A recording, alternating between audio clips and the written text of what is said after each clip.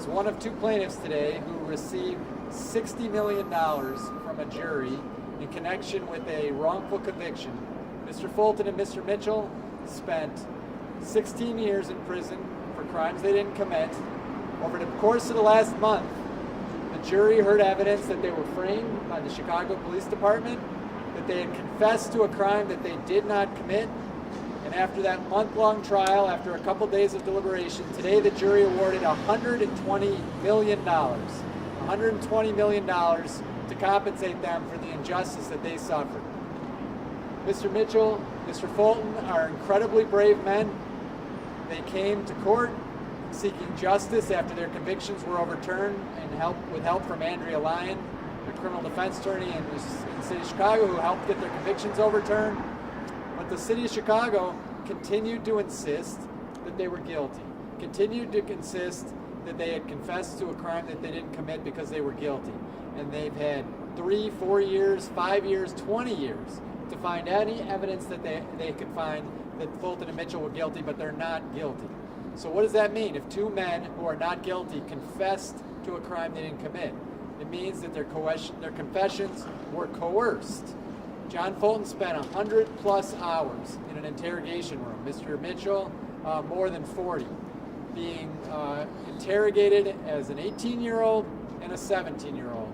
Over and over and over again, the police department came at him, tried to get him to admit something they didn't do. And finally, their will was overcome, and they gave up.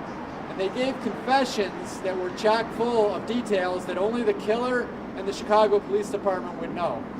So the jury really had to make a decision here. If they committed the crime, we told the jury, don't give them anything. But they didn't commit the crime. They are absolutely innocent. And this jury was very intelligent, paid a lot of attention, and over the course of the month heard all the evidence and resoundingly and unequivocally found that they are innocent and that they were framed by the Chicago Police Department. So where does this leave the city of Chicago? I mean, it's a problem. The verdicts are going up. There's more of them, and I think this jury and others are saying that they're tired of it, that we cannot have more wrongful convictions. Everybody understands the police department has a tough job to do, and that we want them to catch the killers and to do the right thing, but they can't just close the case just to close the case. They can't take an 18-year-old and a 17-year-old kid and coerce them to confess to something they didn't do. It's not right. It's not fair to the family. The Collazo family lost a loved one. Whoever really killed that kid is still out there, got away with it, because they focused all their energy on these two kids that didn't do it. And when the evidence became clear that John had a good alibi, he was in a hospital on the other side of town, instead of just saying, all right, maybe we got it wrong, release him and go do the investigation, they doubled down and they proved a case that was a false case. They proved that two kids who didn't kill him killed him, and they were framed, and it all unraveled. City of Chicago is going to have to do a better job at risk management. There is insurance for claims like this, but the better thing is to stop wrongfully convicting people, and to stop wrongfully convicting people and to reach fair settlements, and then the problem won't keep escalating. I'm also surrounded here by Julia Rickert, part of the trial team, and you got Fatima Ladia and Isaac Green, and you got Russell Ainsworth, and you got John and his loved ones. And I forget anybody? That's the worst part. I already said Andrea. And we got Lisa, and we got John's loved one. John, why don't you introduce your loved ones, okay? First off, this is my wife, Dominique. She's everything. My son, Cameron, come to the front. My son, Cameron. We can't hear you. My son, Cameron. His name is Cameron Ford. Everybody, how y'all doing? Mom. You can just point them out. It's my other son, Mari. His name is Jamari. Yolanda, come to the front. This is Yolanda. This is Cameron's mom. Everybody knows Andrea Lyon. Everybody knows Andrea Lyon. Everybody knows Andrea Lyon. I call her my angel. Without her, none of this would be possible. John, what's this verdict mean to you? It means justice. This is what the face of justice looks like. Justice is finally here, and we got a lot of work to do. There are a lot of people that are just like me that are wrongfully incarcerated in the justice system, and they need to be brought home too. So the day of celebration will be when all the wrongfully incarcerated individuals that's incarcerated can step foot in the free world. That's what justice is. John was doing all the right things when he was arrested. He was 18 years old. He was a senior at De La Salle High School. He was on the bowling team. He was getting ready to go to UTI, a technical institute, to study cars. He wasn't breaking the law, and he wasn't causing any trouble. And this is a great injustice. It affected so many lives. And today, the jury, in part, tried to make up for that injustice. Can you walk us through that moment so many years ago? All those hours with the police being coerced to do a false confession. I know it's been a long time, but I'm sure you can still sometimes maybe feel the anxiety and the fear that you were feeling. Can you just walk us through what that was like? It was scary. It was scary. I wanted my grandmother. You know, my mom died 5 days after I was born, so I was raised by my grandparents. I wanted to talk to my grandmother because I felt as though if my grandmother would have been there, none of this stuff would have happened. But I was denied to use the telephone. I wasn't able to call nobody. I was taken to the old Board of Education school building that was temporary a homicide police station at the time. Nobody knew where I was. I got there Tuesday at 5:30 in the morning. I didn't see nobody until Friday. I was there all the time. They took me out the police station. I asked for a lie detector test. I signed for it. They didn't give it to me. They said it wouldn't hold up in court. So they had their mind made up what they wanted to do. So I knew my time was gonna come one day. I just had to keep my head held high, keep God first, and put one foot in front of the next.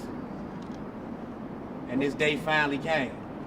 So I'm glad my face and Anthony Mitchell's face is the new faces of justice. And this won't be the last time you see our face. What kept you optimistic? Because even going through that and being found, you kept being optimistic to see this day. What kept you going for so long? I'm a child of God. I was created by the Most High, so ain't no giving up. Ain't no tapping out. A lot of people walked away from me. A lot of people gave up on me. I can't give up on myself. My grandmama was waiting on me to come home. I can't let her down. My mama sacrificed her life so I could be here. So I don't just walk in my pain, I walk in my family's pain, my ancestors' pain. Ain't no giving up. We born fighters and leaders. Now, there was another interesting fact that I forgot to mention. After about 24 hours in custody, they broke John's will and he was ready to confess to a crime he didn't commit. And the state's attorney came to the station about 3 in the morning and took his confession. And then the state's attorney asked the police officers to leave the room, which apparently is their custom. And as soon as the police officers got out of the room, John told the state's attorney, "This isn't true. The police fed me all the details. It's all made up." What did the state's attorney do? He didn't write that down. He left. He told the police, "You still got work to do." And then he just left the station. And he admitted at trial that John had told him that because he had to explain why he didn't take the confession. So 3 days later, John confessed again, thinking that this was his only way out of it. False confessions are a real problem. 20 years ago, people didn't understand that people confess to a crime they didn't commit. Nobody understands that. Why would you confess? But the social science research has caught up, and it's a real thing. People confess, put under enough pressure, being made to feel hopeless and helpless, and being believed that this is your only way out. People do confess to crimes they didn't commit. What's next for you, John? To help the brothers and sisters that are just like me, that are still incarcerated, gain their freedom. And I noticed you have a necklace and a shirt on. Can you explain who's on those? This is my mom, rest in peace. When I got out, I opened a car dealership. I named it after my mom. And then my grandmother and my grandfather on the back. Without them, I would not be here. They are my foundation, and their memories shall live on. It's the reason why I carry my shirt with me everywhere I go. John wore that shirt to court every day against his lawyer's advice. And that's who he is. This is a phenomenal settlement, and like you said, it's the new face of justice, but there's no buying all those years spent behind bars back. that time is gone. True. Can you just put that into perspective, looking at starting your life all over again, having a big chunk of it unaccounted for with your family and your friends? Can't make up for old times. When I got locked up, Cameron, as you can see, he was 6 months old when I got locked up. Now he's getting ready to graduate from Illinois Western University. It's a lot of time. Can't make up for it. Only thing you can do is just be in here and the now. And for me, I know that there's so many people that I left in the penitentiary that they want this day for themselves too. And I don't want them to be forgotten. So many people have gotten out of jail and forgot those that they cried with, those people that they suffered with, that they told their story to. They are voiceless individuals. They have no voice. Most of the people on the outside believe that if you're on the inside, you're guilty. Throw away the key. Leave them there. But that isn't always the case. Sometimes you have crooked cops that frame people, and they need to be brought to justice. So for me, I would have preferred for all the officers involved to go to the penitentiary and do 16 years in a state penitentiary, not in protective custody, in population, and go through what I had to go through, and see what I had to go through, and have family members and friends break apart from you because they believe the accusations. I want them to experience that. They're never too old to experience that. That jail cell can fit them at any age. You never got an apology, John. No apology from there, one of them. Still ain't got it. Don't think I'm gonna get it. Because when asked on the stand, do they have remorse, they all said no. Even after all this time. So that's okay. That's okay. You know, yeah, I mean, it's very powerful. John said, I want this trial, and the city waited too long to engage in settlement discussions. And by the time it was ready for trial, there was no talking this man out of telling his story. He's a very brave man. Yeah, Russell. My name is Russell Ainsworth, Ainsworth. Today, the jury awarded the largest award any jury has ever given to a wrongfully convicted person, and they did it twice over. $120 million. That is the largest award ever given in the United States. That tells you something. What we're looking for was justice. That's what we got, but there's a lot of people who haven't received justice, so we are asking that each of the detectives involved in this case, they should be investigated. Their cases should be reopened, and we should see how many other people were mistreated in the same way that Mr. Fulton and Mr. Mitchell were, because there's a lot of other families who are affected. And you know what? The attorneys that stand before you, put us out of business, City of Chicago. Do the right thing, clean up the misconduct. There are many other things that we should be doing, we could be doing, other than having to bring lawsuits because the city will not change its practices. The city allows this misconduct to happen. The city has the ability to stop this misconduct. We would rather the city do it than have us come 25 years later to clean up the mess. So please, change the city's practice, save taxpayers' money, and make the system of justice a true system of justice. Thank you. Any questions, or are we good? I do want to get clarity of your age now. How old are you now? Yeah, and how old were you when we went in? I was 18 when I got locked up. I'm 40 now. How old was Mr. Mitchell? He was 17 when he got locked up. Is your grandmother still around? No, she passed in 2021. You were still in jail, or did you have No, I was able to spend 2 years with her, but she had dementia since June 5th of 2015, so she didn't understand the journey, but she recognized me, so I'm appreciative for the time I got with her. You were let out in 2020 or 2019, March of 2019. All right, thank you very much, everybody. Thank you. Peace and blessings. Thank you all for coming, and hopefully this story gets told the right way. Thank you.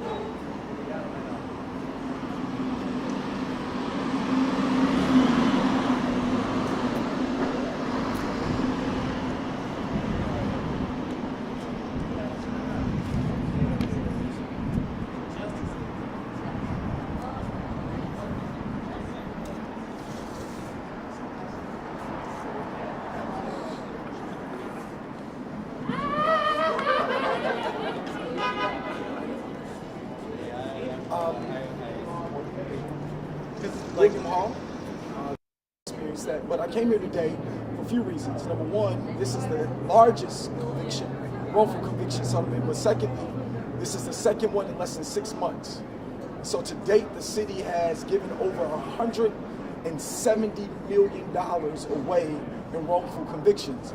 And so two things we have to do. Number one, we have to evaluate exactly what is going on these dockets, and not only then, when necessary, but also look at a better way to protect the interests of our city. $170 million is a lot of money that we've given away, but it's a lot of time lost. So for those who have gotten justice, we're glad that they've gotten justice, but we as a city have to do better with risk management, have to do better looking at these cases so that we're not continually to stand at a place of just losing money left and right, but also change the system. So this is a both and. It's a call to change the system and also evaluate what currently we have that we're facing in the months to come. We should not be looking at $250 million to $500 million before the year's out. And at the rate in which we're going, because of the broken system, as well as not being on top of these cases, we're witnessing that. So anyone have any questions? Just how concerning is it? You mentioned just two, and you know we're at the year just really starting. Spring's barely getting going. How concerning is it that we've already had two, and just the record settlements that we're seeing? That's a lot of money. Well, the first concern I have is that once again we see what corrupt cops are doing. The corruption that we see in Chicago Police Department in the public square is not only concerning, but it's costing the city. I was in the courtroom. I looked at those officers who convicted my classmate. There's no way in the world we should have this continuing to happen. And it's not because people are changing because of the practice. People are getting caught. And so we should not have to be at a place where we are constantly catching. We should just have the right thing being done in the first place. So people are losing lives, we are losing money, and we're losing trust. When convictions happen the wrong way, it's hard to ask citizens in Chicago to do it the right way. And so again, we're happy for the justice that was rendered, but we're not happy with the system. And the system is lending more and more millions of dollars, upwards of close to $500 million, possibly by the end of the year, especially when we are facing deficits, we're facing challenges with our own finances. Imagine what we could have done if we would have done this the right way at the very beginning. We wouldn't have been close to $170 million in the deficit right now, just in wrongful conviction laws. Amen. When it comes to the officers responsible, just what do you think should happen to any police officer that is found guilty of coercing or confession? Yeah, well, one of the things I look forward to doing is evaluating. There's other cities that get it right. They put the liability on wrong officers and they're doing the wrong thing. Currently, again, there's a gravy train that is constantly being filled with wrongful convictions from cops that are doing it the wrong way. So in addition to that, we must also look at the docket. There are lawsuits right now pending because of wrongful convictions in which, again, the city is just letting it go to the wayside. And so we have an opportunity to correct the system while at the same time give justice. And so we don't want to deny justice. Anyone that has been handled wrong, they need every dime that they should deserve. But what we also don't want is to continue to see the city not making any effort to fix a broken system. So this is a $100 million opportunity to fix the system. And we're grateful that this gentleman still has some youthful years ahead of him. And we're grateful that he got justice. We're grateful that he's able to connect with his family. But there are hundreds of others who don't have this opportunity. And so as we comb back and look at the system, we also have to look at the docket. What's to come and what's going to be the strategy now from the city to do the right thing? Clarity, you said 170 million or billion, and is that so far this year? Well, we just saw the wrongful conviction round. That was 50 million. And that was back, I believe, in September. We just see this in March. That's 150 million and counting in just a matter of 6 months. That's a lot of money, especially when we have schools that need to be repaired, especially when we have homelessness sky high, and we need more and more resources in the hands of citizens in the city of Chicago. Imagine how many roads we could have done. Imagine how many curbs we could have got fixed. But again, it doesn't excuse corrupt behavior for police officers. At the end of the day, this gentleman and others are justified in what they got. But what does not make sense is the fact that we continue to allow a broken system to break lives and break the city's finances. What role does city council have in trying to get Well, the first what can thing, you do with the mayor in trying to get it right? well, the first thing we can do is evaluate what's on the docket. We need to, again, scale back. Let's get behind the curtain. Let's see what's to come. Let's ask the tough questions. What's the strategy? Clearly, we cannot have a strategy that just says give. And again, we do not want to dilute justice. If corrupt cops are wrongfully convicting people, we need to make sure that justice is served. However, we need a strategy that does not lend to, again, not doing our part as a city. And so currently, again, there are wrongful convictions left and right, but we have no strategy. So this is an opportunity to reevaluate what risk management really looks like. And right now, we're risking the finances of our city with no strategy. So we need to update the strategy because the cases are still pending.